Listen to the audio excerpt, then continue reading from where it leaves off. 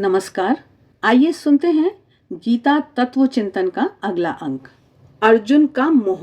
जैसा कि आपको विदित ही है कि इससे पहले हम इस प्रवचन का आधा भाग प्रस्तुत कर चुके हैं। अर्जुन का मोह विषय पर आज हम आगे के महाराज के विचारों को प्रस्तुत करने जा रहे हैं। स्वामी आत्मानंद जी के प्रवचनों पर आधारित गीता तत्व चिंतन की यह श्रृंखला हम क्रमबद्ध रूप से प्रस्तुत कर रहे हैं। महाराज कह रहे हैं कि अर्जुन न्यूरोसिस का शिकार। एक अन्य दृष्टि से देखें तो अर्जुन न्यूरोसिस का शिकार हो जाता है। उपर्युक्त श्लोकों में अर्जुन ने अपने जो लक्षण बतलाए हैं वे सभी न्यूरोसिस के रोगी पर घटते हैं। इस रोग का शिकार व्यक्ति परीक्षा की घड़ियों में अपना संतुलन खो बैठता है और उसमें ये सारे लक्षण उभर आते हैं। महाराज कह रहे हैं कि मैंने कई छात्रों और छात्राओं को देखा है जो परीक्षा भवन में प्रश्न पत्र को देखते ही अचानक इस रोग से आक्रांत हो जाते हैं। उनमें घबराहट छूटती है, रोए खड़े हो जाते हैं, सिर चक्कर खाने लगता है, हथेली पसीने से भीग जाती है और हाथ में पकड़ी कलम छूट जाती है, मुंह सूखने लगता है। ये सब मानसिक दुर्बलता के लक्षण हैं। अब पूछा जा सकता है कि अर्जुन तो इतना शूरवीर था, उसमें मानसिक दुर्बलता कहां से आई? इसके उत्तर में कहा जा सकता है कि 12 वर्ष के वनवास और 1 वर्ष के अज्ञातवास ने अर्जुन में ऐसी दुर्बलता ला दी। कहते हैं कि न्यूरोसिस का भावनाओं से बड़ा संबंध है। जब मनुष्य की भावनाओं को बलपूर्वक दबा दिया जाता है और उन्हें प्रकट होने की छूट नहीं दी जाती, तब जबरदस्ती दबाई गई ये भावनाएं मानसिक कुंठा का रूप धारण कर लेती हैं और ऐसी ही कुंठाओं से न्यूरोसिस का जन्म होता है। अर्जुन की भावनाएं तो हरदम ही दबाई गईं। वैसे तो 5 पांडवों की भावनाओं को सदैव दबाया जाता रहा, पर सबसे अधिक प्रतिक्रिया अर्जुन पर हुई, क्योंकि 5 पांडवों में वही सबसे प्रतिभाशाली था। प्रतिभाशाली व्यक्ति सूक्ष्म संवेदनाओं से युक्त होने के कारण अधिक संवेदनशील होता है। छोटी सी बात भी उस पर अपनी पर्याप्त प्रतिक्रिया छोड़ जाती है। फिर अर्जुन के संबंध में क्या कहना? ऐसा अर्जुन अपने भाइयों के साथ कौरवों के द्वारा पग पग पर अपमानित होता है, पर युधिष्ठिर के कारण प्रतिकार में अपना मुंह खोल नहीं पाता। आंखों के सामने उसने द्रौपदी को अपमानित होते हुए देखा, पर अधरों पर प्रतिवाद में एक शब्द तक न फूटा। भीम ने अपने रोष को व्यक्त कर कुछ अंशों में कुंठा की मात्रा को कम कर लिया। उसने दुर्योधन की जांघ तोड़ने की प्रतिज्ञा कर ली, दुशासन की छाती फाड़ उसका रक्त पीने की घोषणा कर दी, पर अर्जुन सिर झुकाए ही बैठा रहा। 12 वर्ष के वनवास में न जाने कितनी बार उसे मन मारकर चुप रह जाना पड़ा, और यह सब युधिष्ठिर की इच्छा की पूर्ति के लिए। द्रौपदी का हरण करने वाले जयद्रथ को उसने पकड़ा तो सही, पर युधिष्ठिर ने अपनी दयालुता प्रदर्शित करते हुए बिना कोई दंड दिए जयद्रथ को छुड़वा दिया। ये सब ऐसे कारण थे जिनके फलस्वरूप अर्जुन की प्रतिभा दबने लगी और वह उत्तरोत्तर कुंठा का शिकार होने लगा। 12 वर्षों में उसकी भावनाएं इतनी दबाई गईं कि अंत का 13वां वर्ष उसके लिए पौरुष की दृष्टि से घातक बन गया। वह नपुंसक बन गया। आप भले ही यह कहकर इस संदर्भ को समझाने की कोशिश करें कि अर्जुन तो उर्वशी के श्राप से इस प्रकार नपुंसक बना था, पर यह कोई तर्कसंगत कारण नहीं प्रतीत होता। उचित तो यही लगता है कि गांडीवधारी महारथी अर्जुन 12 वर्ष की मानसिक खिन्नता के कारण वीर्यहीन हो नपुंसक बन जाता है। वैसे तो 1 वर्ष का अज्ञातवास सारे पांडवों के लिए ही भीषण दुर्दशा का कारण बनता है, पर अर्जुन के संदर्भ में वह दुर्दशा और भी भयावह होती है। जहां उसके अन्य भाई विराट राजा के यहाँ पुरुषोचित कार्यों में नियुक्त होते हैं, वहां अर्जुन वृहन्नला बनकर नाचता है और अंतःपुर में महिलाओं के साथ रहता है।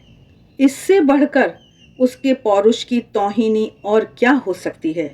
उसकी यह सारी कुंठा भयानक आक्रामक रूप धारण कर कुरुक्षेत्र की युद्ध भूमि पर संक्रांति के क्षणों में प्रकट हो जाती है। प्रश्न उठता है कि विराटनगर में भी तो अर्जुन को कौरवों के साथ लड़ने का अवसर मिला था और उसने अकेले ही गायों को हरण कर कर ले जाने वाली कौरव सेना के छक्के छुड़ा दिए थे। तब तो उसमें किसी प्रकार की दुर्बलता प्रकट नहीं हुई। यह तर्क अवश्य विचारणीय है, पर इसके पीछे मनोवैज्ञानिक रहस्य छिपा पड़ा है। विराटनगर में युद्ध करते समय अर्जुन लोगों के लिए अपरिचित ही था। वह अज्ञातवास में था। कौरव पक्ष के लोग नहीं जानते थे कि राजकुमार उत्तर के सारथित्व में भयंकर युद्ध करने वाला रथी महाबली अर्जुन ही है। अतः अर्जुन के लिए तब हारने या जीतने की चिंता नहीं थी।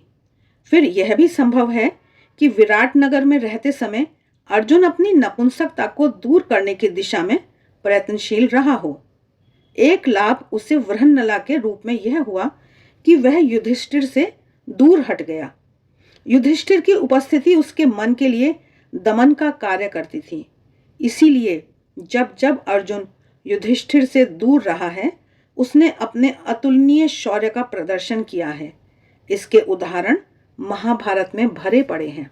आगे महाराज कह रहे हैं कि अर्जुन ने अज्ञातवास का जो 1 वर्ष बिताया, उसमें वह युधिष्ठिर से अलग रहा। साथ ही उसे नारियों की प्रशंसा और सहानुभूति मिली। उत्तरा का उद्दाम प्यार मिला। भले ही अर्जुन ने उसे उस प्रकार स्वीकार नहीं किया जिस प्रकार पहले उलूपी और चित्रांगदा का प्यार स्वीकार किया था। इसके पीछे क्या कारण रहा होगा, यह सहज अनुमान लगाया जा सकता है। ये सारी बातें ऐसी थीं जिनके फलस्वरूप अर्जुन का दबा पौरुष धीरे धीरे जागने लगा और उत्तर की कायरता ने तो उसके पौरुष को पूरी तरह उभार दिया। आजकल युद्धबंदियों को वीर्यहीन करने के लिए इसी प्रकार के तरीके काम में लाए जाते हैं। उनका बाहरी संपर्क खत्म कर दिया जाता है। एक ही प्रकार की बातें कानों में हरदम सुनाई जाती हैं। शस्त्रों को छीन लिया जाता है और उनके उपयोग का अवसर नहीं दिया जाता। इसे ब्रेन वॉश के नाम से पुकारते हैं। पांडवों का 12 वर्ष का वनवास और 1 वर्ष का अज्ञातवास ब्रेन वॉश की ही प्रतिक्रिया थी, जिसकी चतुराईपूर्ण योजना कुटिल कौरवों ने बनाई थी। पर जैसा ऊपर कहा, अज्ञातवास की अवधि में अर्जुन को युधिष्ठिर से दूर रहने का अवसर प्राप्त होता है और वह अपने खोए पौरुष को प्राप्त करने में समर्थ होता है। प्रश्न उठता है कि जब विराटनगर के युद्ध में अर्जुन ने अपने खोए पौरुष को प्राप्त कर लिया, तो कुरुक्षेत्र के मैदान में वह क्यों पुनः न्यूरोसिस के फिट का शिकार होता है? इसका सहज उत्तर यह है कि कुरुक्षेत्र का युद्ध योजनाबद्ध युद्ध था। पांडवों ने कौरवों के अन्याय को चुनौती दी थी। युद्ध की वृहत तैयारियां की गई थीं। अर्जुन आज विराटनगर का एक अनजाना व्यक्ति नहीं था, बल्कि वह महापराक्रमी गांडीवधारी प्रथापुत्र गुड़ाकेश था। विराटनगर में उसे हार जीत का भय नहीं हुआ था, पर आज कौरवों की विशाल 11 अक्षौहिणी सेना को देख उसके मन में आशंका पैदा होती है। यद्वा जयेम यदि वा नो जयेयुः, हम जीतेंगे या हमको वे जीतेंगे।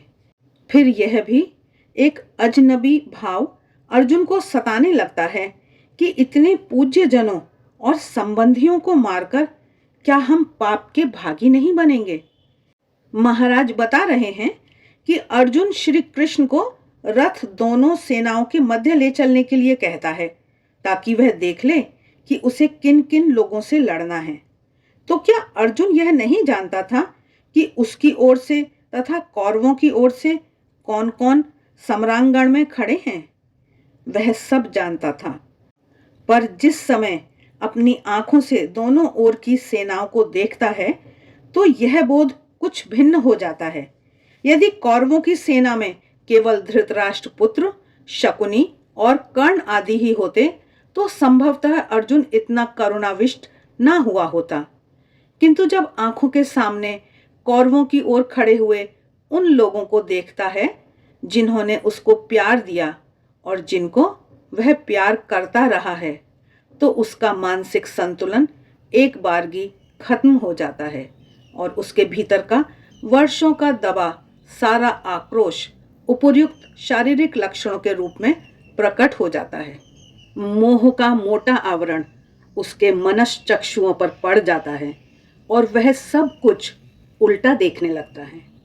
अभी तक जो लक्षण उसकी दृष्टि में शुभ और अच्छे थे, वे ही उसकी इस बदली मानसिकता में अपशकुन दिखने लगते हैं। जब मन का उत्साह खत्म हो जाता है, तब मनुष्य चारों ओर अंधेरा और खाई ही देखता है। आगे महाराज दमन और नियमन पर चर्चा करते हुए कहते हैं कि यहाँ पर एक प्रश्न खड़ा होता है। ऊपर की चर्चा से यह पता चला कि अर्जुन की भावनाएं दमित हो गई थीं। उसे अपने विचारों को व्यक्त करने की छूट नहीं मिली थी, इसलिए वह कुंठाग्रस्त हो न्यूरोसिस का शिकार हो गया था। इससे यह निष्कर्ष निकला कि अगर कुंठा से बचना है तो अपनी भावनाओं को दबाओ मत, उनको खुली छूट दे दो। आज पश्चिमी मनोविज्ञान विशेषकर फ्राइड से प्रभावित है, इसी बात की शिक्षा देता है। वह भावनाओं के दमन को हानिकारक मानता है और कहता है कि आज के लगभग 80% मनुष्य इसलिए मानसिक रोगों के शिकार हैं कि वे अपनी भावनाओं को दबा देते हैं। ये ही मानसिक रोग शरीर के स्तर पर उतर आते हैं। चिकित्सक केवल शरीर में ही रोग की जड़ को खोजने के कारण रोग का पता नहीं लगा पाता, इसीलिए शरीर की चिकित्सा करने मात्र से वे रोग दूर नहीं होते। रोग तो तब दूर होते हैं जब विश्लेषण के द्वारा यह पता लगा लिया जाता है कि रोग का कारण शरीर में नहीं, मन में है, और जब यह जानकर मन का इलाज किया जाता है। इसे मनोविज्ञान की भाषा में साइकोसोमैटिक या मनोदैहिक चिकित्सा के नाम से पुकारते हैं। यह बात पश्चिमी देशों को अभी अभी मालूम हुई कि शरीर में प्रतीत होने वाला रोग मन में अपनी जड़ें रखता है, पर भारत में तो इसका पता अत्यंत प्राचीन काल से था।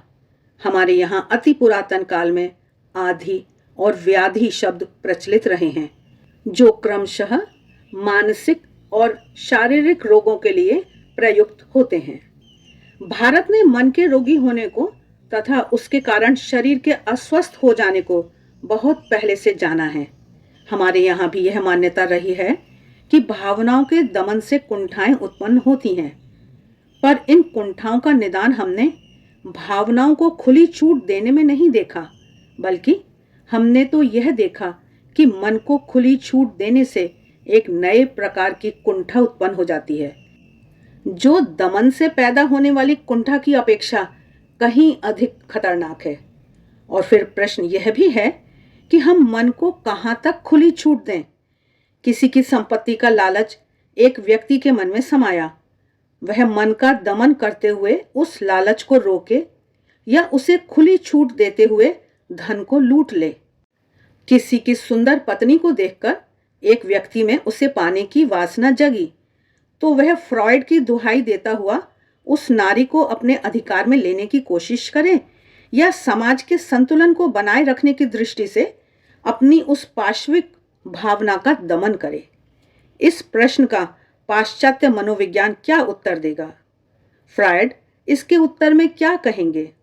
निष्कर्ष यह हुआ कि सभी अवस्थाओं में मन को खुली छूट देना एक बहुत बड़ी कुंठा को जन्म देना है, जिसका निदान फ्रॉयड और उनके अनुयायियों के पास नहीं है। भारतीय मनोविज्ञान भी दमन को हानिकारक मानता है, इसलिए दमन का उपदेश वह भी नहीं देता, बल्कि वह नियमन की शिक्षा देता है। महाराज कह रहे हैं कि हम दमन के पक्षधर नहीं, बल्कि नियमन को जीवन में स्थान देते हैं। भगवान श्री कृष्ण ने अर्जुन को इसी नियमन की शिक्षा दी और मन के इस नियमन को ही हम योग के नाम से पुकारते हैं।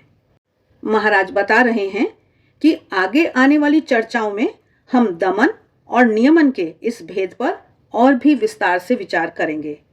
यहाँ पर श्री भगवान के लिए कृष्ण और केशव इन दो नामों का प्रयोग हुआ है। कृष्ण के कई अर्थ किए जाते हैं, एक तो श्यामल वर्ण दूसरे कृप धातु का अर्थ है खींचना, तो जो अपनी ओर खींचे वह कृष्ण, अथवा जो भक्तों के दुख क्लेश दूर खींच दे वह कृष्ण। इसी प्रकार केशव का एक अर्थ तो है केशी नामक दैत्य का संहारक, दूसरा अर्थ है जिसके केश घने और सुंदर हों। आज का प्रवचन यहीं तक। आशा है आपको यह वीडियो अच्छा लगा है। आगे आने वाले समय में हम इस श्रृंखला को आगे जारी रखेंगे। वीडियो अच्छे लगते हैं तो लाइक का बटन ज़रूर दबाएं, कमेंट बॉक्स में कमेंट करके बताएं। तो मिलते हैं फिर, तब तक देखते रहिए देवाक्षर। आप सभी का बहुत बहुत धन्यवाद।